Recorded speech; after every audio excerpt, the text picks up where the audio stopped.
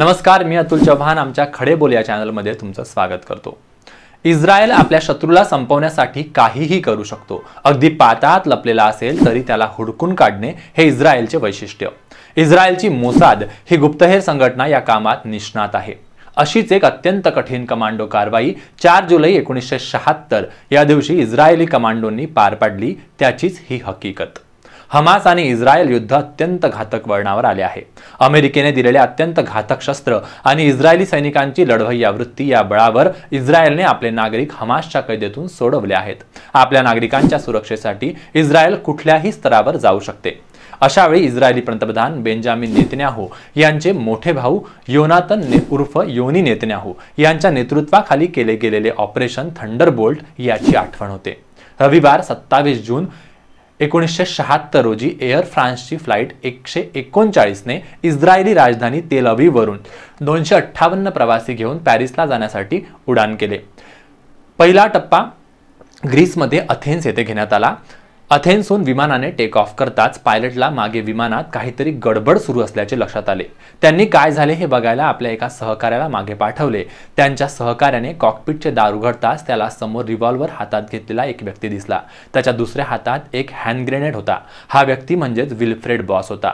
नंतर त्याच्या लक्षात आले की त्याच्यासोबत अजून एक महिला सहकारी सुद्धा आहे। हे दोन्ही हायजॅकर कॉकपिटमध्ये घुसले आणि मुख्य पायलटला त्यांनी रिव्हॉल्वरच्या निशाण्यावर घेऊन हँड ग्रेनेडने विमान उडवण्याची धमकी दिली। विल्फ्रेड बॉस नामक या हायजॅकरने विमान विरुद्ध दिशेने वळवण्याला पायलटला बाध्य केले। नाईलाजाने पायलटने दिशा बदलली। विमानातील प्रवाशांना आणि पायलटला आपण कोणत्या दिशेने चाललो आहे याची काहीच कल्पना नव्हती। काही तासांच्या प्रवासानंतर विमान एका एअरपोर्टवर लँड झाले। विमानाचे दार उघडले आणि एक जाडजूड व्यक्ती विमानात प्रवेश केला। तो व्यक्ती होता युगांडाचा हुकुमशहा इदी अमीन। हा अत्यंत क्रूर माणूस होता। याने आतापर्यंत हजारो लोकांचे मुर्दे पाडले होते। त्याच्याबद्दल असे बोलले जायचे की तो कैद्यांना मारून त्यांचे मांस सुद्धा खायचा। त्याने विमानात प्रवेश करून प्रवाशांकडे पाहत स्मित हास्य केले आणि तो बोलला, सगळ्यांनी शांत रहा, तुम्हाला सोडण्याचा आम्ही प्रयत्न करू। पण तोपर्यंत प्रवाशांना कळून चुकले होते की इदी अमीन हा सुद्धा हायजॅकर्सना शामिल आहे। आता महत्त्वाची गोष्ट म्हणजे विमान कुणी हायजॅक केलं होतं आणि त्यांचा काय उद्देश होता। विमानाचे 2 हायजॅकर होते जे जर्मनीच्या रिव्हॉल्युशनरी सेल्स आरजेचे सदस्य होते। आरजेनं popular front for the liberation of Palestine नावाच्या एका संघटनेसोबत मिळून या विमानाच्या अपहरणाचा कट रचला होता।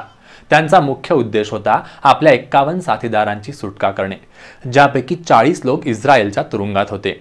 इदी अमीन हा हायजॅकर्सना सहाय्य करत होता कारण तो इस्रायलला आपला शत्रू मानायचा। काही काळापूर्वी युगांडाच्या सेनेत मेजर पदावर असताना इदी अमीन हा इस्रायलचा मित्र होता। इस्रायलच्या सेनेकडून त्याने ट्रेनिंग घेतली। जेव्हा युगांडात इदी अमीनने सरकार उलथवले आणि युगांडाची सत्ता काबीज केली तेव्हा इस्रायलनं त्याची मदत केली होती। पण नंतर इदी अमीनने शेजारी देश टांझानियावर हल्ला केला। या हल्ल्यात इस्रायलचा विरोध होता। तेव्हापासून इस्रायल आणि युगांडाचे संबंध तणावपूर्ण झाले।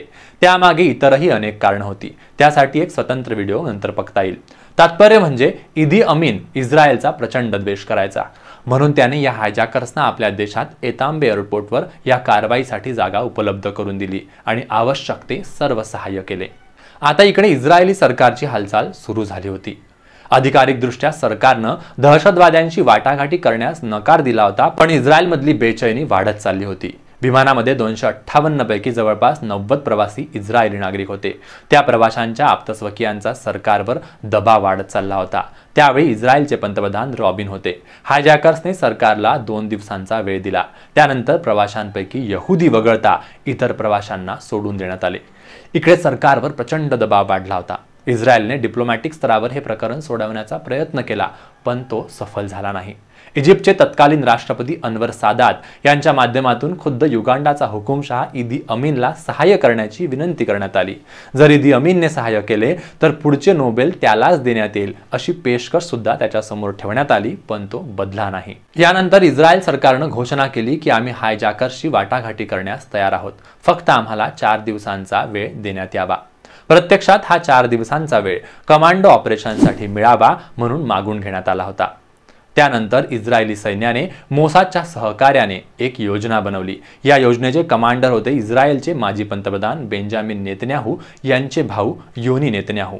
इस्रायल ते युगांडाचे अंतर होते 4500 किलोमीटर। एवढे अंतर पार करून प्रवाशांची सुटका करून परत येणे ही एक खूप मोठी कामगिरी होती. कमांडो नेणाऱ्या विमानांना लागणारे इंधन एवढ्या अंतरापर्यंत पुरणार शक्य नव्हतं. मधात केनिया होता, पण केनियाला ऑपरेशनसाठी तयार करणे एक मोठे आव्हान होते. मोठ्या मुश्किलाने केनिया तयार झाला.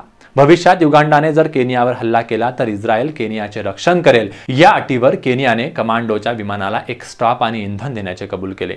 3 जुलै 1976चा तो दिवस उजाडला. इदी अमीन विदेश दौऱ्यावर गेलेला होता. त्या दिवशी इस्रायलमधून 3 विमानांनी उड्डाण केले. एका विमानात 200 कमांडो, दुसऱ्या विमानात काळ्या रंगाच्या 2 लँड रोवर आणि एक मर्सिडीज या गाड्यांचा काफिला, याकरिता की इदी अमीनचा काफिला अशा गाड्या वापरायचा. एतांबे विमानतळावर लँड केल्यावर तेथील सुरक्षा रक्षकांना वाटले पाहिजे की अध्यक्षांचा काफिला दौऱ्यावरून परत आलाय आणि तिसरे विमान रिकामे होते, ज्यात तिकडून प्रवाशांना आणले जाणार होते. एक विमान केनियामध्ये लँड होते, जे येणाऱ्या प्रवाशांसाठी हॉस्पिटलसारखे उपयोगात येणार होते. अपहृत प्रवाशांना एअरपोर्टवर एका इमारतीत ठेवण्यात आले होते. इस्रायलचे पहिले हर्क्युलिस विमान युगांडाच्या एतांबे एअरपोर्टवर लँड झाले. यातून एक काळी मर्सिडीज आणि लँड रोवर निघाली, ज्यात इस्रायली कमांडोची एक तुकडी होती. त्या तुकडीचे नेतृत्व कमांडिंग ऑफिसर नेतन्याहू करत होते. दुसरी तुकडी मागे रनवे सांभाळण्यासाठी थांबली. तिसऱ्या तुकडीचे काम होते एअरपोर्टवर उभे असलेल्या युगांडो एअरफोर्सची जेट विमाने नष्ट करणे, जेणेकरून ते इस्रायल विमानाचा पाठलाग करू शकणार नाहीत.